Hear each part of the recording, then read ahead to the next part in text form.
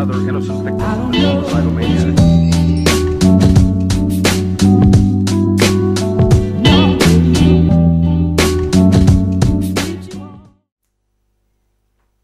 Bonjour à tous et bienvenue pour cet épisode numéro 66 du journal de bord. Aujourd'hui lundi, aujourd'hui commencé par 2 heures de cours de physique, on a continué le cours du 3e chapitre sur la propagation des ondes à 3 dimensions.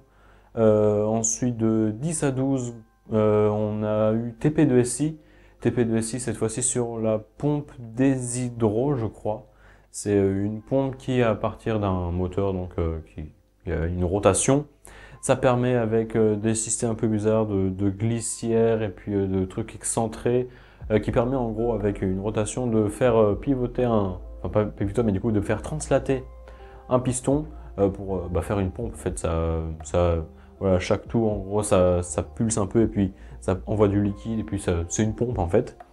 Et du coup on a vu ce système là et surtout la partie excentrée parce que du coup comment dire, pour qu'il y ait un mouvement de rotation, forcément si tu fais tourner quelque chose, si la partie, genre en fait à quoi ça ressemblait, tu avais une plaque, on va dire que c'est une plaque en fer avec un trou dedans, et après tu avais quelque chose qui tournait grâce au moteur. Et ce truc qui tourne, si c'est au niveau de l'axe de rotation, tu mets dans le trou, ça tourne, ça fait pas bouger la plaque. Alors que si tu excentres un peu par rapport à l'axe de rotation, forcément quand ça tourne, ça va faire des trucs comme ça, et si tu permets à la plaque de se déplacer comme ça, ça va se déplacer, tu vois, comme ça. Et du coup, vu que ça peut monter en haut et en bas, forcément, l'effort qui va être transmis, ça va être une translation. Et c'est comme ça qu'on peut faire avancer, reculer le piston.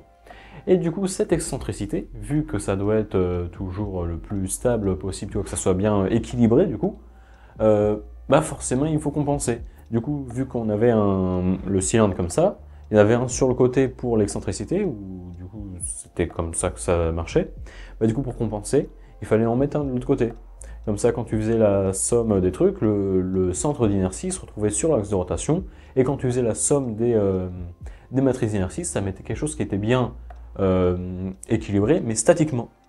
Alors que si tu regardes dynamiquement, donc lorsqu'il est en mouvement, ça veut dire que déjà, en gros, lorsqu'il ne bouge pas, le truc de base, il ne va pas avoir tendance à bouger.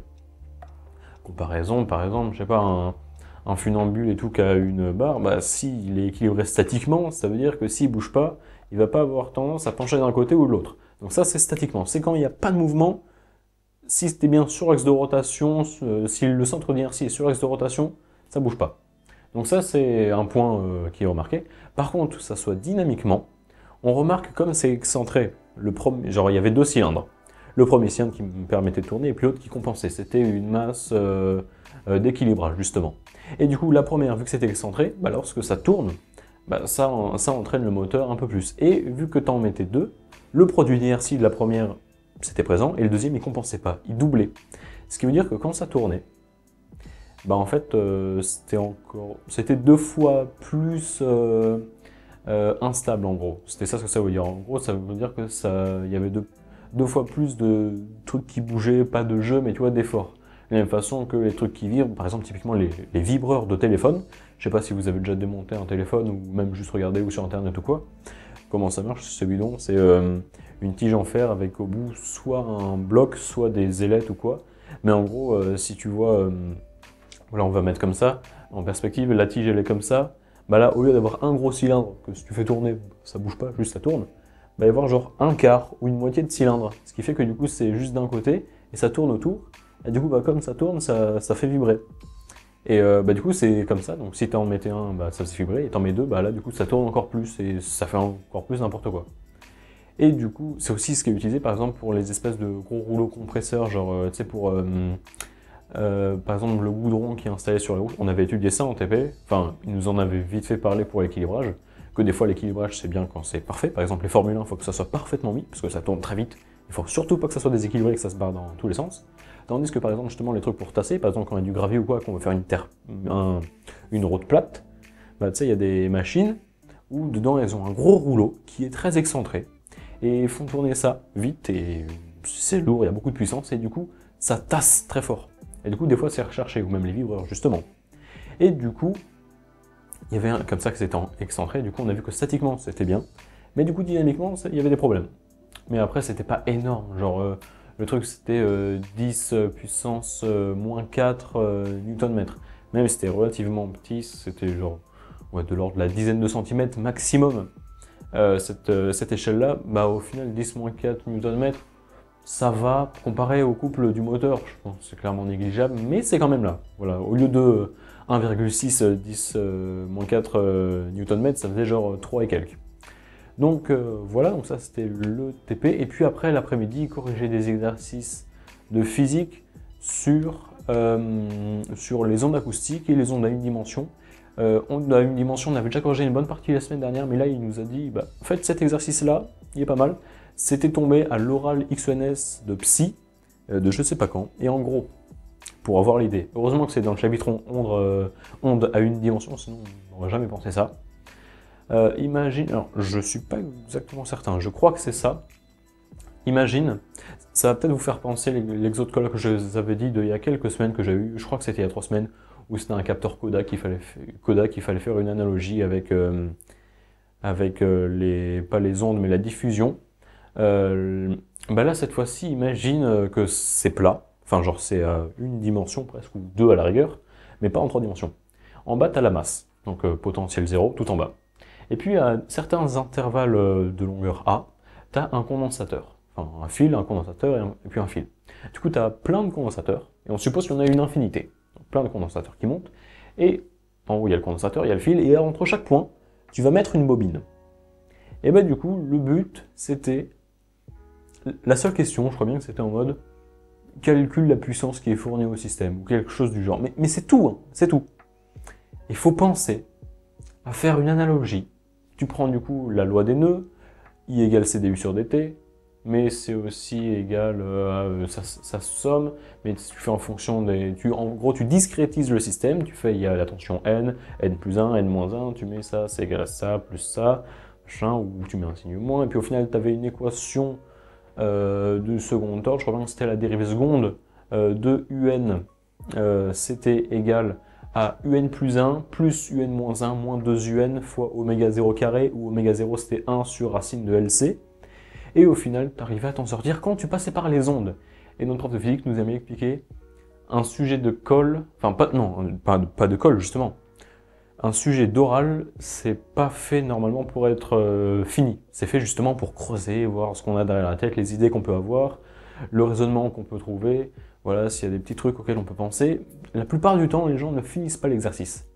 En fait, la plupart du temps, même quand tu as un exercice, autre anecdote que notre prof de maths nous a dit plusieurs fois même, la plupart du temps, quand les gens tombent à l'oral sur un exo qu'ils ont déjà bossé et qui connaissent, qu'ils ont déjà vu, la plupart du temps, ils réfléchissent plus. Et la plupart du temps, même l'examinateur crame ça directement. Et il voit qu'en gros, bah, au lieu de réfléchir au problème, ils essayent de réfléchir à se souvenir de la solution du bouquin qui était comme ça, mais du coup, ils oublient totalement ce que dit l'examinateur, et du coup, la plupart du temps, c'est cramé. Et c'est pour ça qu'il nous a dit, voilà, quand vous connaissez le sujet, à l'oral, essayez pas de le torcher, parce que sinon, il va voir, ah ok, tu savais ça. Explique-moi ça, il va chercher jusqu'à trouver un truc qui coince. Alors que si tu as un sujet, que tu as l'impression qu'il peut durer toute l'heure, si tu l'as jamais vu, mais que toi, tu es là, je peux finir en 10 minutes. Fais du jeu. Genre, pas du théâtre, mais tu vois, essaie de faire durer longtemps. Pas trop longtemps, pour montrer que tu as des connaissances, mais voilà, essaie de faire durer en mode... Si tu sais qu'il y a un raisonnement qui est subtil, fais en mode, ah oui, peut-être ça, ah mais non, ça marche pas. Et si on essayait par hasard avec ça, alors que tu sais que c'est exactement ce qui va marcher, faut montrer en mode... En fait, quand tu connais un exercice à l'oral, il faut pas essayer de faire... Regardez monsieur, je sais faire ça très bien. Hein. Il va savoir que tu as déjà fait. Et il va chercher autre chose. Alors que voilà, si tu peux lui faire croire que le raisonnement ultra complexe que tu connais, que c'est toi qui l'as inventé parce que t'es trop un génie et que t'es là, ah ouais, peut-être si on fait comme ça une analogie avec les ondes alors que c'est de l'électricité, la puissance, ça je sais, c'est comme ça qu'on fait, peut-être ça peut marcher, oh bingo, ça marche, c'est quand même pas mal de chance, hein. Ah là là, vraiment je suis un génie, acceptez-moi s'il vous plaît. Là il peut rien faire, genre là, voilà. Et si t'arrives à la fin du temps, et là, ah, bravo monsieur, vous avez fini. Très bien, très bien. En plus, vous connaissez pas le sujet. Non. Ah, moi, je connais pas, hein. C'est l'intuition, c'est tout. Et du coup, voilà, il nous a donné le sujet, donc l'exercice XENS, et puis il fallait passer par les ondes, et puis ça se résolvait. Mais pense que si tu me l'avais donné, j'y arrivais pas, vraiment, hein, vraiment. Et voilà, ensuite, fini à 15h du coup, mais de 15 à 16 colle de maths sur les espaces, les espaces réels pré-Hilbertiens et les espaces vectoriels normés. J'ai fini à 12, ça va, il y a un exo, j'ai un peu galéré parce que, en gros, il y avait un moment, enfin, pas un moment en termes physiques, mais il y avait un passage de la colle où j'ai un peu galéré, il y avait une somme des coordonnées d'un vecteur qui était dans Rn, que c'était une constante, et j'ai pas dit que c'était une constante, ce qui fait qu'au final, bah, ça aurait pu simplifier, mais j'ai mis un peu de temps, et au final, il m'a un peu aidé. Et puis après, l'autre exo, ça allait plus vite, mais voilà, j'ai réussi, mais peut-être un peu lent, un peu aussi coché Schwarz, j'ai oublié un petit carré. Mais sinon, ça va. J'ai eu 12, ça va, je suis arrivé deuxième du coup. Et après une heure où on a révisé les maths, l'SI, avancé la physique aussi, et après colle de SI avec mon prof sur du coup les... comment ça s'appelle là? C'est quand tu dois isoler des solides pour trouver, voilà, par exemple là il y a une liaison pivot, donc si je prends tous les moments qui s'appliquent ici, je fais la somme et comme la liaison est parfaite, c'est le théorème d'hydrodynamique, mais en plus ça vaut 0, etc. Donc, un peu compliqué, mais ça va, ça se faisait. Et puis voilà, sur ce, bah, c'était toute la journée, sur ce je vous dis à la prochaine, à plus.